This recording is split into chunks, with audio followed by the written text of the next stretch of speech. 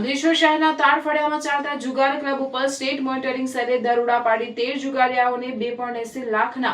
મુદ્દામાલ સાથે ઝડપી પાડ્યા હતા, જ્યારે 4 મુખ્ય સૂત્રધાર સહિત 60 થી 70 જુગારીયાઓને વોન્ટેડ જાહેર કર્યા હતા। ગાંધીનગર સ્ટેટ મોનિટરિંગ સેલની ટીમ ભરૂચ જિલ્લામાં પેટ્રોલિંગમાં હતી તે દરમિયાન બાતમી મળી હતી કે અંકલેશ્વર શહેરના તાડફળિયામાં સલીમ હુસેન સૈયદ,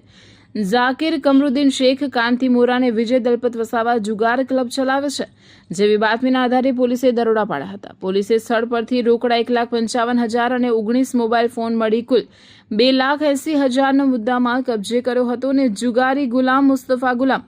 ફરીદ ખાન, હબીબ ખાન પઠાણ, ભાવરાવ દગા વાનખેડે, સંતોષ કુમાર બાબુલાલ પટેલ,